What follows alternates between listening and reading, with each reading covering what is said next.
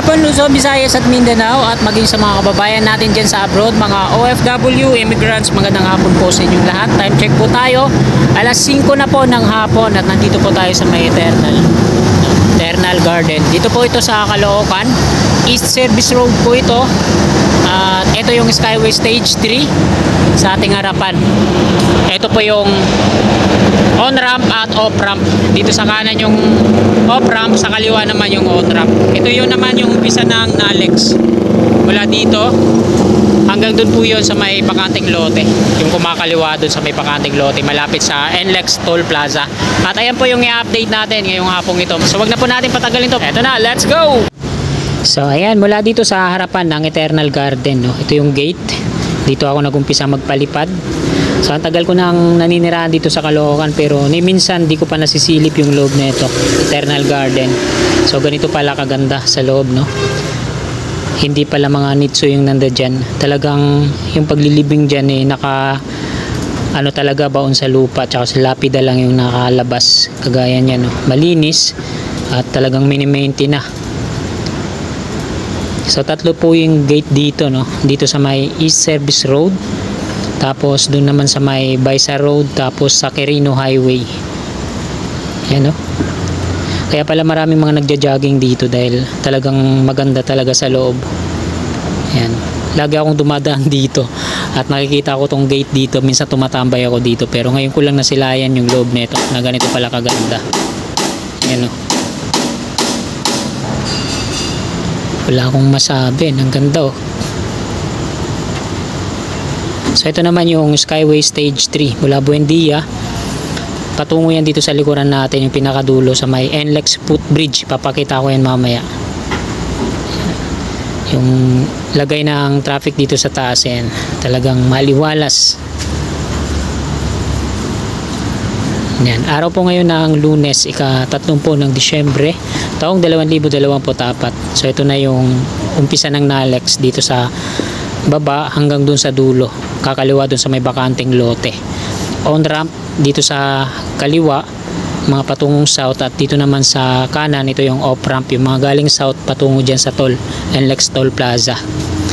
Ito yung Nalex, no? Hanggang dun sa dulo na installan na yan ng mga precast concrete slab. Ayan, mula dyan ito yung barracks nila dito, yung babantay, tapos yung mga sasakyan nila na ginagamit para sitahin o habulin yung mga gumagawa ng violation.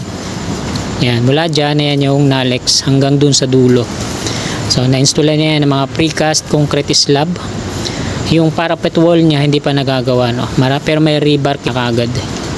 Ayan, hanggang dun sa dulo, pati yung mga pagitan ng bawat span na yan, no? Mga joint expansion ay na-pouring na rin, no? Sa gilid lang siya ng Eternal. So diretso tayo dun sa dulo. Yan. Sakit sa mata ng billboard no to. Yan, may mga ilan pa naman dito na bawat yung pagitan ng bawat span hindi pa napo-pouring. So karamihan na pouring na hanggang dun sa dulo.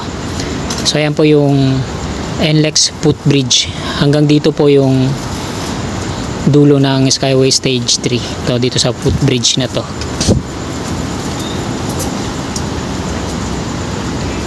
Mga kasikat, nandito po tayo ngayon sa may NLEX footbridge. Ito po yung dulo ng Skyway Stage 3. Umpisa po yan sa may Buendia, no?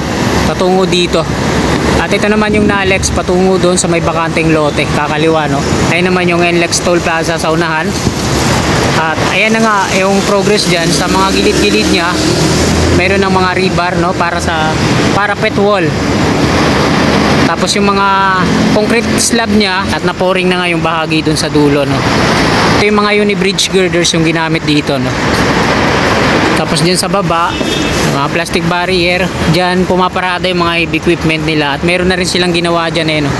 Mga pedestal para sa street light. Araw po ngayon ng Lunes. So ito po yun, yung NLEX footbridge. Nasa ilalim siya ng viaduct ng Nalex, Northern Axis Link Expressway. Ang kauna-unahang expressway dito sa norte na konektado sa New Manila International Airport, NMIA. Sa south naman, ayun doon yung sa may Nabotas, yung Salex naman, Southern Access Link Expressway. So, wala pa naman ganong progress doon, wala pang paggalaw. Ito yung on-ramp sa kanan, off-ramp naman sa kaliwa. So ayan, nakita nyo naman, ayan yung NLEX footbridge sa loob kung saan tayo nakapwesto kanina. Pinakita ko din yung sa baba na part. So ayan ay pinakadulo ng viaduct na to ng NALEX. Hanggang dito pa lang sa may billboard. Tapos kakaliwa dyan sa may bakanting lote, yung billboard na yan. At mula naman dito, kita na yung NLEX Toll Plaza sa unahan. So ayan yung bakante na yan patungo dun sa Tulyahan River. At ayan, makikita na natin sa bakanting lote na yun na may mga gabundok na panambak.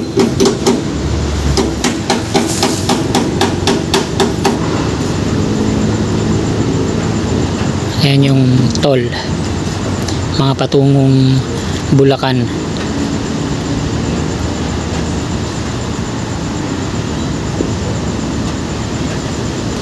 So dyan lang kami sa unahan nakatira, katabi ng toll. Ayan yung bakante sa kanan, yung maliwalas na yun. Tapos yung mga mapuno na yan, ayan, dyan kami nakatira.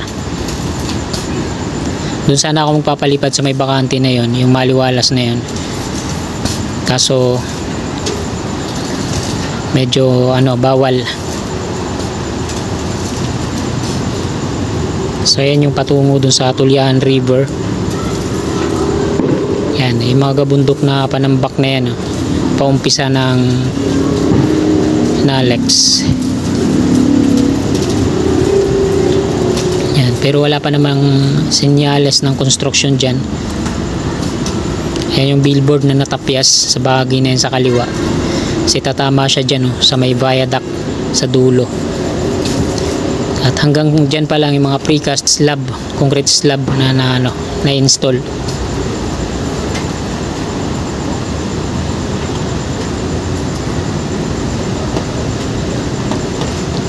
Ang dami mga factories dito sa paligid.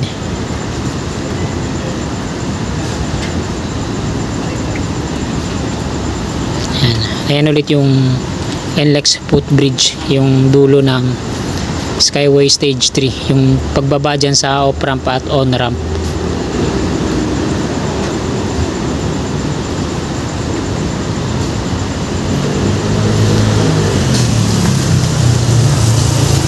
So wala din akong nakikitang mga workers ngayon na nagtatrabaho dito sa NALEX.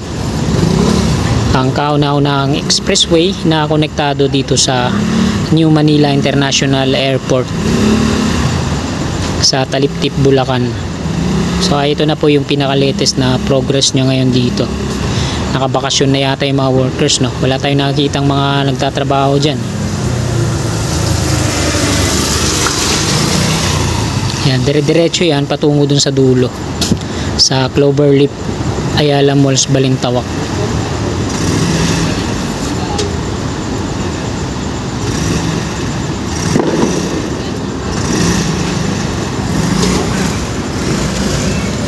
Napaka linis ng kalsada ngayon, lalo na bukas 31, talagang wala nang bibiyahe yan, malamang.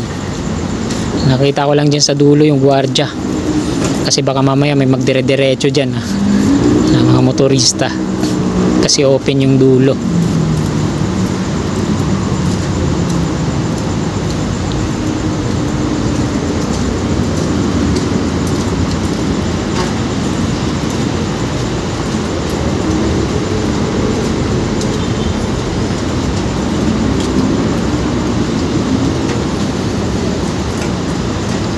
Ayan, pakita ko muna yung paligid. Pakalawak ng Eternal, So may lumapit sa akin kanina na lalaki. Tinatanong kung bumibili ako ng drone. May nakuha daw siyang Mini 3 DJI dito sa loob ng Eternal. Kanino kaya yun? Sa mga kakao-vlogger natin dito na nagpapalipad ng drone, baka nag-crash yung drone nyo dito. So hindi na niya inabot sa akin kasi tinanong niya lang ako kung bibili daw ako. Drone lang, nag-crash daw dito sa loob. parehas daw nang sa akin. Eh nakita niya kasi nung nagpalipad ako dito, mga Mini 3 din. Sino kaya yun, yung vlogger na nag-crash yung drone niya dito. So ayan, andyan ako sa baba. So ayan mga kasikap, hanggang dito na lang po itong update natin ngayong araw ng Lunes. Maraming salamat po. Sana bago nyo lisanin itong video na to, palike na lang po at pa-subscribe. Lagi po tayo mag-iingat. Happy New Year. God bless po sa ating lahat.